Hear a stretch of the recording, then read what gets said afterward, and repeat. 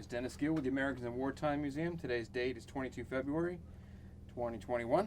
I've got the privilege of interviewing Scot Marsh in Edinburgh, Virginia at the VFW. Great.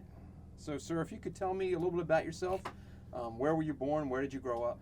Well, I was born in Winchester. I was raised in the Shenandoah Valley. I'm 61 years old. I went to Virginia Military Institute in the Valley up in Lexington and was commissioned in 1981 as a combat engineer, have a civil engineering degree.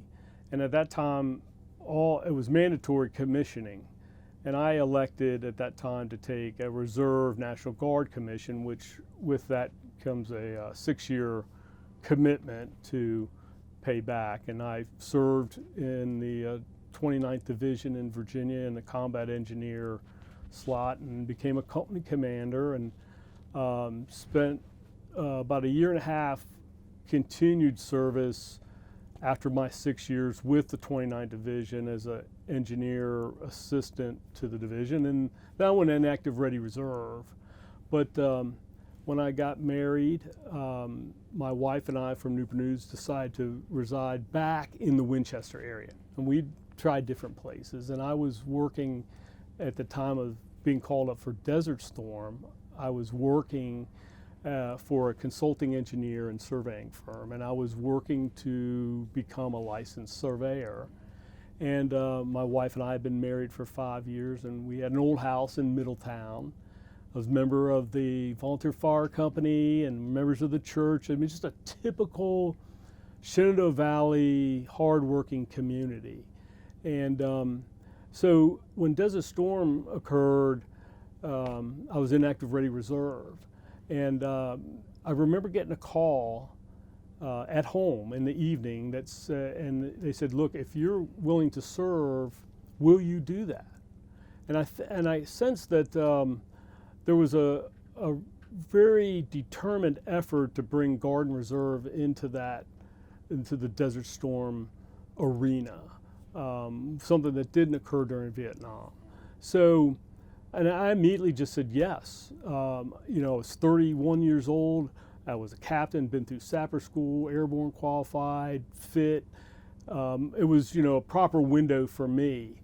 And that's where I was assigned to the Civil Affairs Unit in Riverdale, Maryland, which is a 352nd Civil Affairs Command, which I didn't know a lot about civil affairs, but they have those slots for engineers and doctors and police, the whole array for that kind of support. So I remember getting the call after this one about, are you willing to serve? They said someone was going to call you the next 2 weeks, and it was 2 days later at my office. I got a call from Sergeant Popescu in Riverdale at the CA unit, the command section. He said, Captain Marsh says, yes. He says, we need you to report at Riverdale, Maryland, 352nd Civil Affairs, tomorrow at 0800. And I said, give me your phone number. He gave me that. And I said, yes, Sergeant, I'll be there. And I hung up and I go, where in the world is Riverdale, Maryland? I mean, I'm in Winchester, so I had to call him back, get that straight. And it happened really quickly. And I would tell you it was a little bit jarring for my wife and I.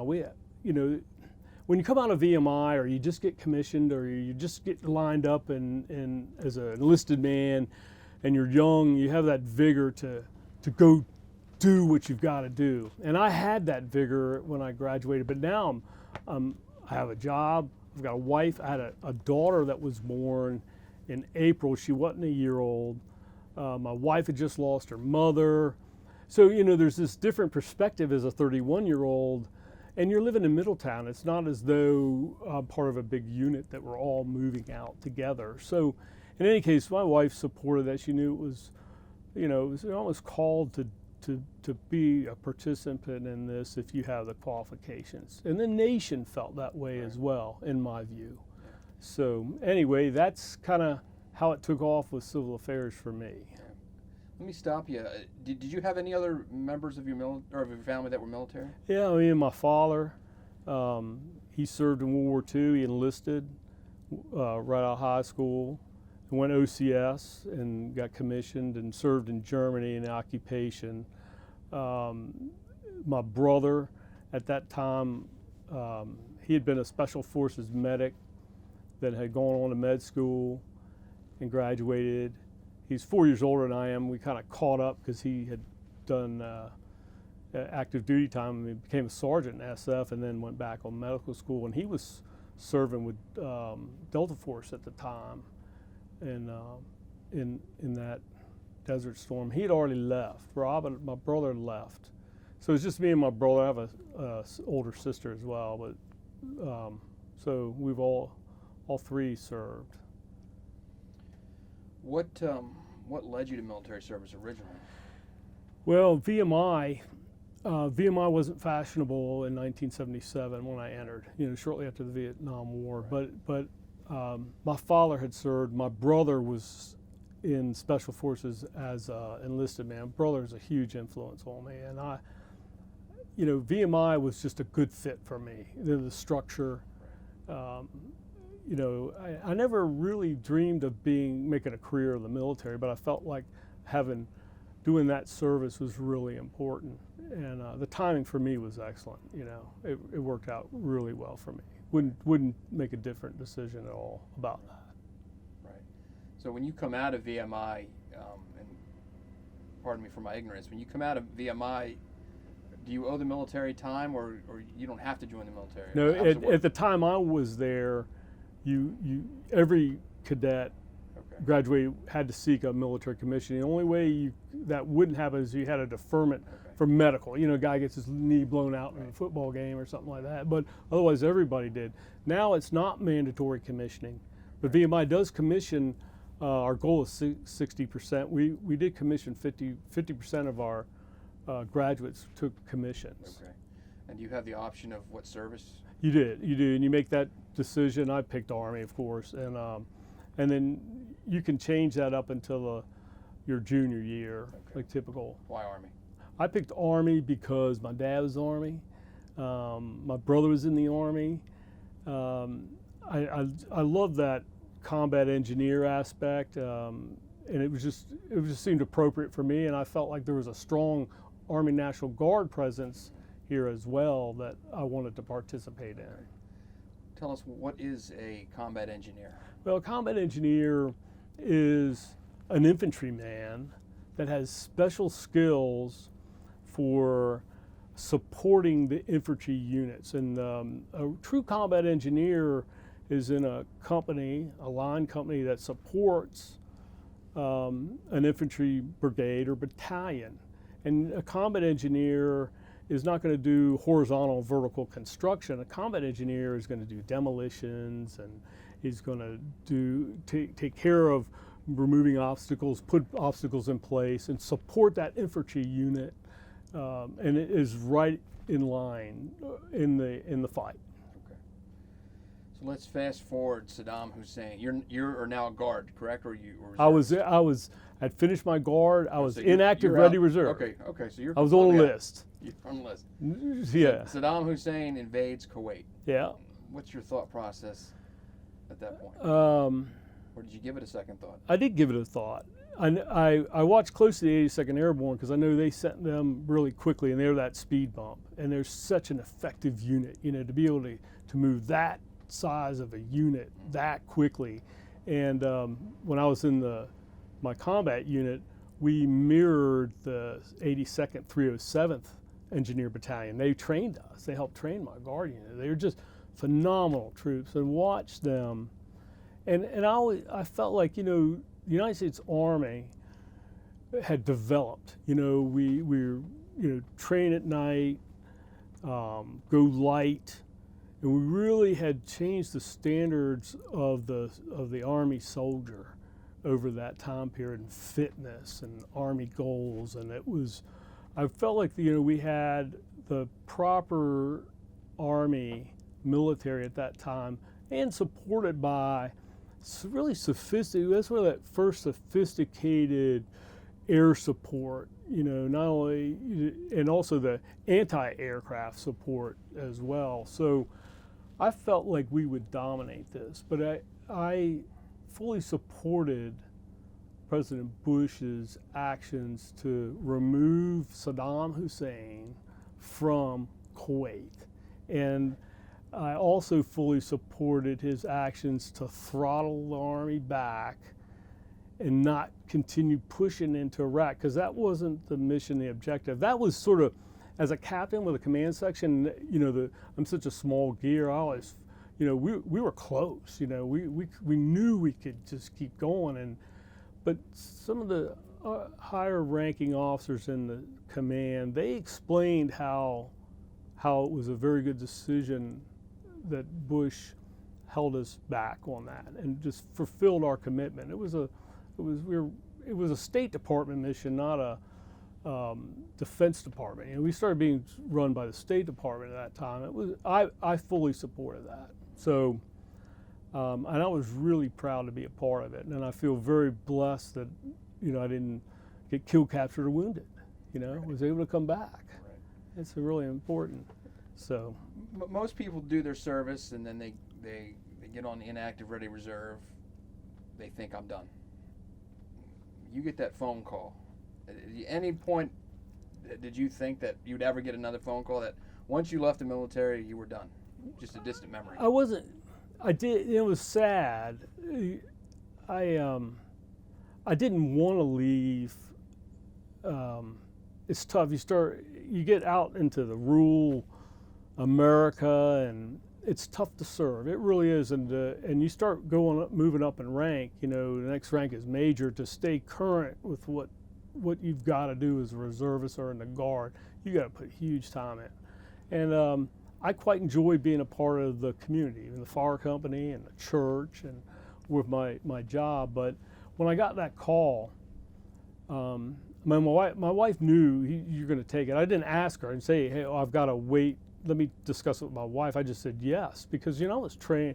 This is what I was trained to do and wanted to serve before I even met my wife. And she understood that, and it was tough to leave her at home, and she didn't have a whole lot of support there either. Right. But I was the right age and had the correct qualification. I'm 31 years old. I'm already a captain. I was pretty close with what my peers were in the active, and I felt very qualified to take on the positions that they could assign to me at that time. Right. So I was ready. So you get the phone call. You go up to Maryland. You meet, and civil affairs is what you'll be doing. Right. What is that? Well, that's a broad question, but in a nutshell, civil affairs falls under the U.S. Army Special Operations Command, and it's really designed to stand up a community or a town or a city. That's one element. The other element is handling refugees, and those were elements that I dealt with, and it's a key part of support. You say, well, is it combat? Is it combat support? Well, there's a gray line in there, because you are in the area of combat. There's no question. And you start talking about health, safety, and welfare of that community, and it's a problem-solving military unit that. And what's interesting, that Civil Affairs Command, they had been training up for this mission, Kuwait. These guys were working with the State Department, were working with government of Kuwait. Those individuals that were here in the United States, they were pre-loading, big ships of water, but all that stuff has to get into the public. You see it now with COVID, trying to get these vaccinations out. There's this huge infrastructure. The United States Army can handle that stuff better than anybody else in the world. And then we proved it. We stood up Kuwait City. It was easy to stand up, actually, in many ways, but it didn't have power and water. And then we branched out to communities in Iraq as well, because we were getting thousands of refugees, and the infantry division doesn't want to deal with those refugees, but yet it's so important. It's a humanitarian effort, but it's also a combat effort as well. So I learned a lot about civil affairs really quickly. It's really interesting. They gave us, I should have brought it, this little booklet. It's the typical Army hip pocket lesson plan. lot of and it pictures. says, yeah, and it says Saudi Arabia on it, and it teaches you the whole Muslim faith in like 32 pages. And I remember leafing through that and going, holy cow, only United States Army could break this entire culture down and try to put it into 32 pages. But Civil Affairs was actually part of a lot of that briefing and dealing with, we had a lot of translators from Kuwait that were here with college students, made them overnight sergeants in the United States Army and used them as translators, which was really helpful once you got on the ground initially. But after a couple of weeks, you've learned so many of the folks, they're bilingual. They speak English. It was really phenomenal, the people there. So, How long after the invasion of Kuwait do you get this phone call? well, let's see. The invasion was in August, September, and I got the call in early January. It wasn't December, it was early January. It was somewhere in that time period. I'd have to actually go back and look, but it was sometime. And Prior I to know the it was war actually starting, the air war starting. right, Yeah, right, right. And we went. We left in or around the time of the Super Bowl. Okay. So that would have been maybe the first week in February, and we left, and we went over, and when we went over, we went to Al Jabail, which is a community. We were contractors at a contractor city there. They housed the Army, our unit there, in Al Jabail, and there was a Marine Corps division that we were supporting. They were going to be this wave that we were going to follow in, and did follow in. Right. It was really interesting to watch that. You flew into, where did you fly into? We flew into Riyadh, maybe, Okay. and drove by bus to Al Jabail, and then after that, Al Jabail to Kuwait City, and that was it. And then back until it took us about a week to get out. Okay. Afterwards, So you actually stayed in Kuwait City. stayed in Kuwait City. They took a first night in. Took a big warehouse. It was a Department of Education warehouse. They had all the textbooks and stuff, and we lived in those. Okay. It was great. It was a good base of operation. And What are your first impressions when you get there? fantastic city, excellent road network. They had these ring roads, almost like little mini beltways. It was really phenomenal in the water tanks. But from a combat perspective, the disarray, the oil fields, the burning oil fields, just that fire in man, it almost speaks tragedy. And the days were cloudy. It's so high, it was cloudy, overcast because of that smoke. And you're inhaling it, blowing out your nose, and that was odd to see the community just sort of wrecked. A big city, a formidable city, wrecked. How were the interactions with the Kuwaitis? Excellent. They were really excellent. They embraced us. Happy to see us. Happy to see us. They were throwing off. They were forced to use these license tags on their cars, and they were really poorly made. But those were all over the place in the streets, and they were so relieved. That was a positive part of what was going on, but there was a lot of hardship as well, and functioning elements of the city, trying to get things standing up.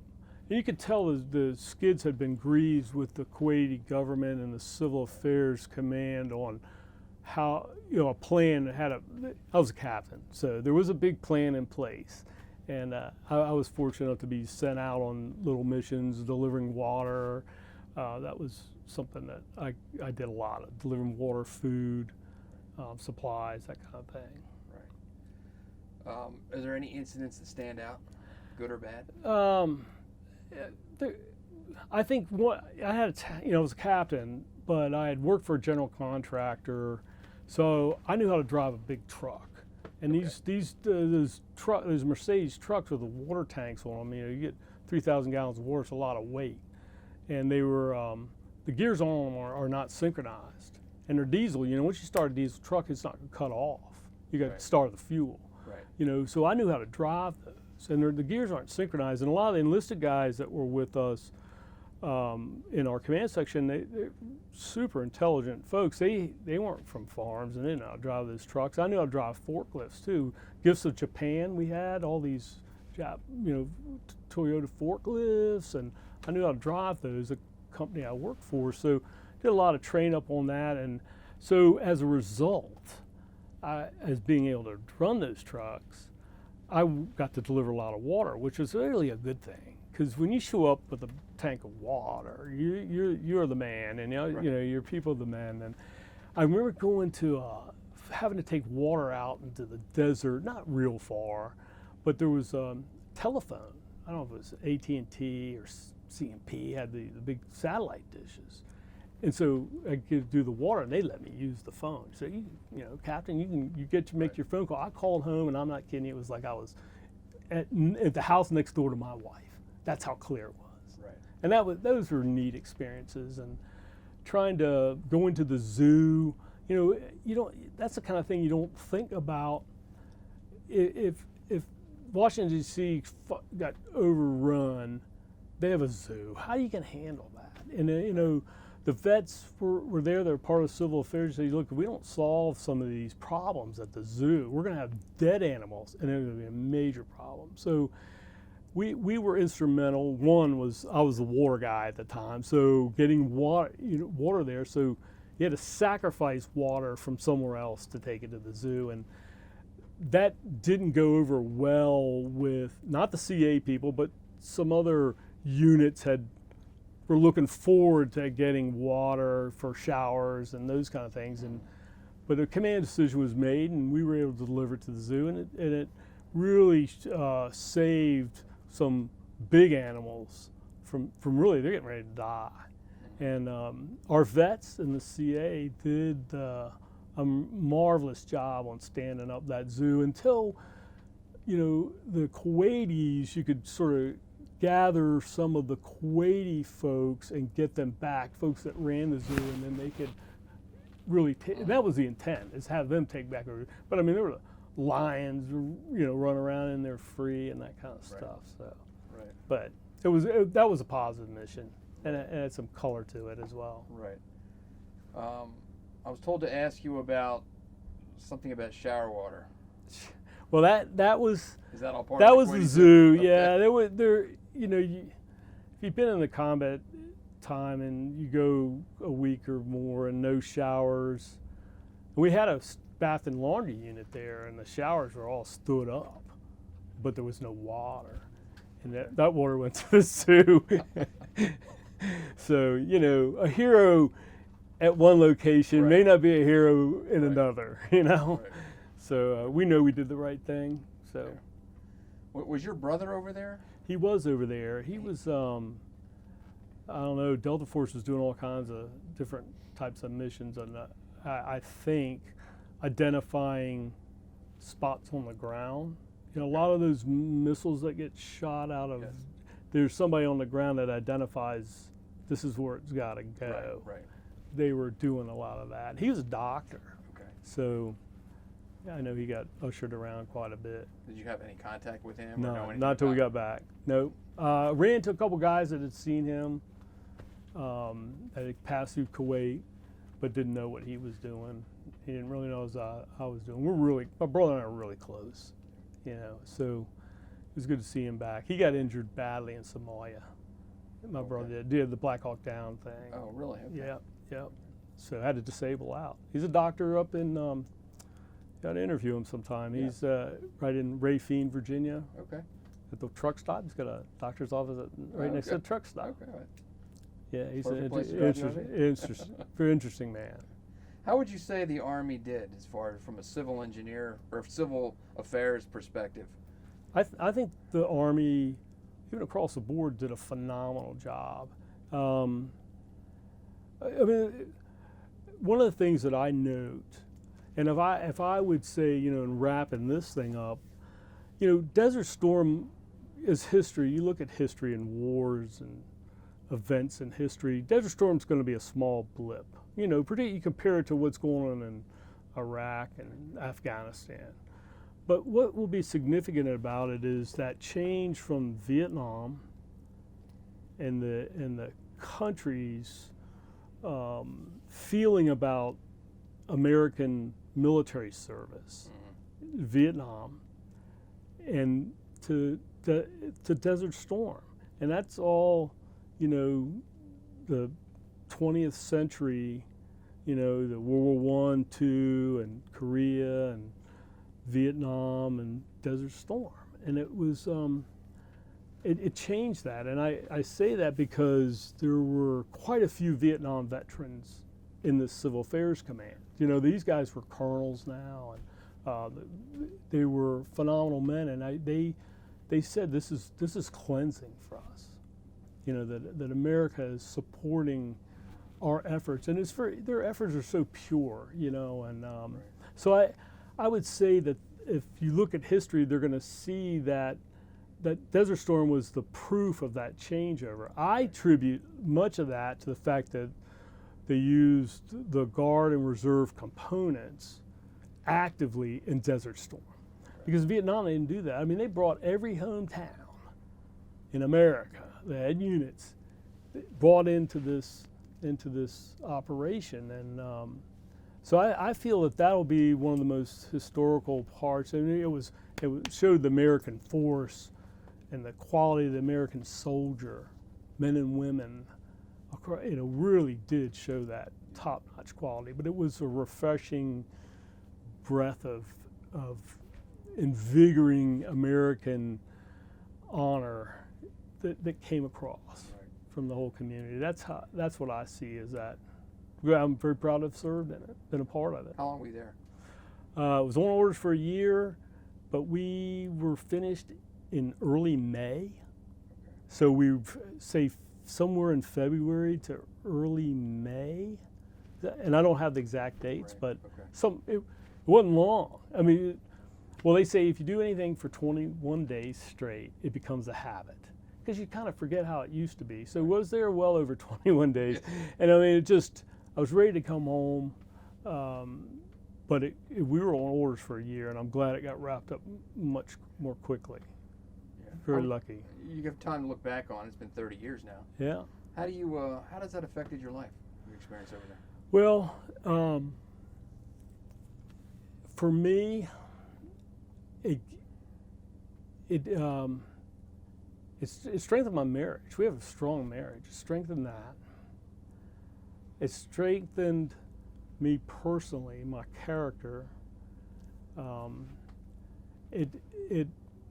I fulfilled something I had a calling to do and do that kind of service. But it gave me respect for just the military service and the officers above me as well. I guess working in a command section. So I walked away from there saying, hey, it's okay to be a little cog in this big machine, but you gotta, every part of that is so important. The other thing that culturally, it was significant for me, let's see, I'll get this right. Israelis wouldn't drink Pepsi, and the Saudis wouldn't drink Coca-Cola.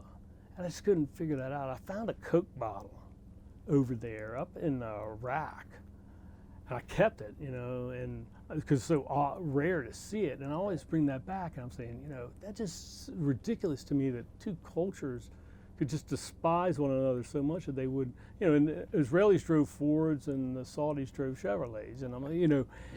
But then you drop back and say, you know what? It's not for me to judge or understand them, but I'm here in their country. I'm in it, so I'm not going to drink Coca-Cola.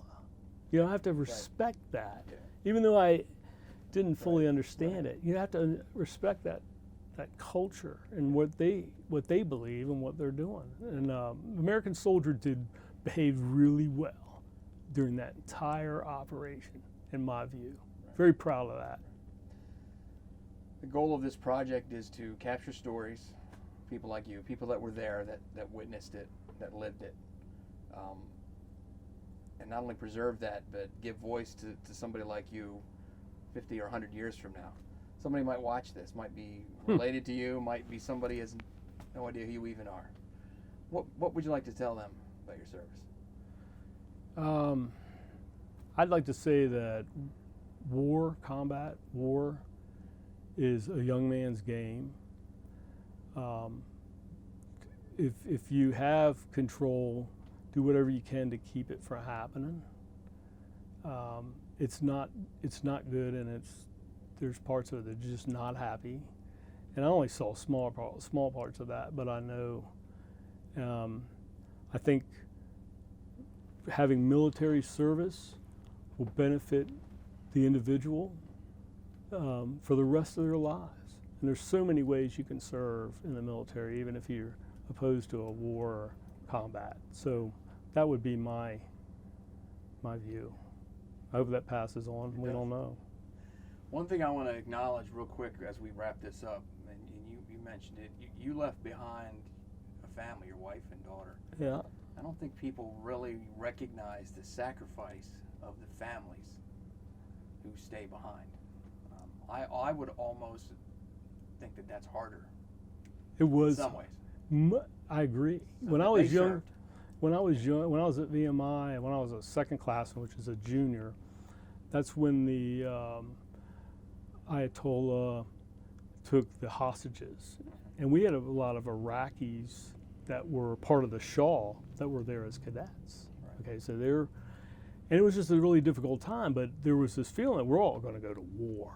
You know, of course, you're a young man. Hey, they'll accelerate classes. We'll graduate early. This will be great. Let's go serve.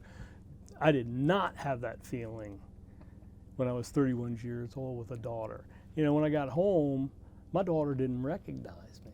She wasn't, you know, she's just over a year. That was a little shocking, but we're all past that. And but it is tough for the family members. I'll never forget that, and we try to support our family members at home, particularly in these rural areas that there's no big military post or base to go to.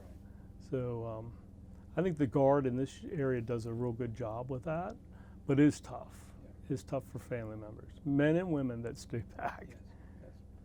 Well, on behalf of the Americans in Wartime Museum, I thank you for taking the time to sit down and tell your story. I appreciate it. I thank you first and foremost for your service. Well, thank you, and appreciate what you're doing. I think